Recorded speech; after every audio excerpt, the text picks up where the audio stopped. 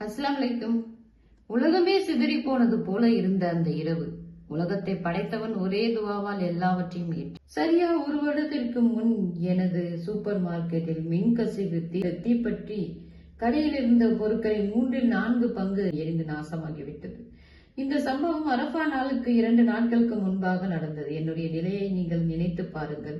ஈதுல் அல்ஹா வர இருக்கிறது. ஆனால் என் வியாபாரம், பொருட்கள், கடை அனைத்தும் அழிந்து போயிருந்தது. சந்தோஷம் இல்லை, கொண்டாட்டம் இல்லை, பரிசுகள் இல்லை, கவலை, துக்கம், கடன் மட்டுமே இருந்தது. அந்த நேரத்தில் எனக்கு திருமணமாகி 2 மாதங்களே ஆனது. எரிந்த பொருட்களின் மதிப்பு சுமார் 15,000.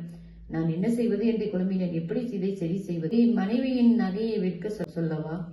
யாரிடமாவது கடன் வாங்கவா? இறுதியில் நண்பர்களிடம் உதவி கேட்க முடிவு செய்தேன். ஒவ்வொருவரும் ஈது வருது நண்பா, இப்போ உதவ முடியாது என்றார்கள்.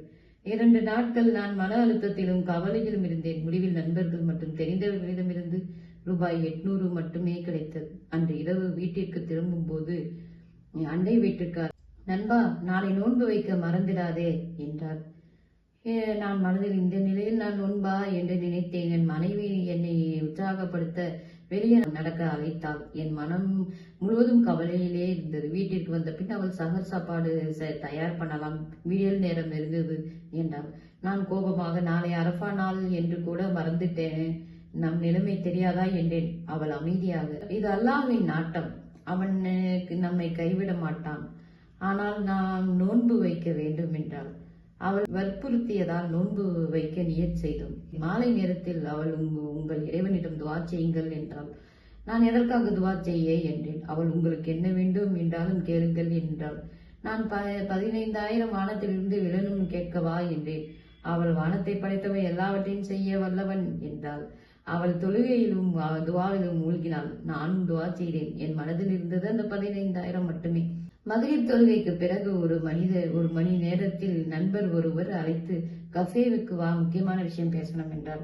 அங்கே சென்றதும் அவர், ஒரு மனிதர் 30,000 முதலீடு செய்ய விரும்புகிறார், உன்னை விட நல்லவர் யாரும் இல்லை என்று நினைத்தேன் என்றார்.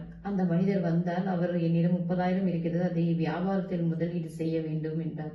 நான், என் கடை புதிய பொருட்கள் வாங்க 15,000 வேண்டும், மீதி கடையை புதுப்பிக்க பயன்படுத்தலாம், முதலீடு திரும்பிய பிறகு லாபத்தில் 50% தருகிறேன் என்றேன்.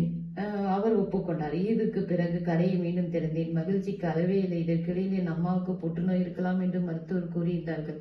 பரிசோதனை முடிவுகள் அரஃபா நாளில் தான் வந்தது. அல்லாஹ்வின் அருளால் முடிவு நெகட்டிவ். அவருக்கு எந்த நோயும் இல்லை. என் அம்மா முழு நாளும் அல்லாஹ்வுக்கு நன்றி கூறி அழுதார். கடை மீண்டும் திறந்தது. அம்மா நலம் பெற்றார். அதற்கு பிறகும் மேலாக என் மனைவி கர்ப்பமாக இருப்பதாக சொன்னாள். அவள் மகிழ்ச்சியுடன் என்னிடம் கேட்டாள், இப்போது அரஃபா நாளின் நோன்பும் துவாவின் சக்தியும் புரிகிறதா? அப்போதுதான் நான் உணர்ந்தேன். சில நாட்களுக்கு முழு உலகமே சிதறி போனது போல இருந்தது. ஆனால் ஒரு உண்மையான துவா அனைத்தையும் மாற்றிவிட்டது. அந்த நாள் அல்லாஹ்வின் முன் தாழ்மையாக இருப்பதின் அர்த்தத்தை நான் கற்றுக்கொண்டேன். இதுக்கு பிறகு வியாபாரம் நன்றாக நடந்தது. நான் அந்த 30,000 திருப்பி கொடுக்க சென்றேன். அப்போது எனக்கு ஒரு அதிர்ச்சி காத்திருந்த அவர் சொன்னார், உண்மையில அந்த பணம் என்னுடையதல்ல, நான் தானமாக கொடுத்த பணம். அவர்கள் உங்களுக்கு மறைமுகமாக உதவ நினைத்திருக்கிறார்கள். இந்த பணம் இனிமேல் உங்களுடையது. அதை கேட்டவுடன் நான் வீட்டிற்கு சென்று கதவை பூட்டி குழந்தையை போல் அழுதேன். அல்லாஹ்வின் கருணையும் அருளையும் நினைத்து மனம் முழுகி விட்டேன். இன்றும் இந்த சம்பவத்தை நினைத்தால் என் கண்ணீர் வருகிறது. அல்லாஹ்வின் அருள் எப்போது நம் அருகில் இருந்தும் நான் அவனிடம் இருந்து எவ்வளவு தூரம் சென்றிருந்தேன் என்று வருந்துகிறேன். இந்த சம்பவம் அரஃபா நாளின் மகத்துவத்தையும், நோன்பின் அருமையும், துவாவின் சக்தியையும், அல்லாஹ் மீது நம்பிக்கையை வைப்பதின் உண்மையையும் எனக்கு கற்றுத்தந்த பாடம்.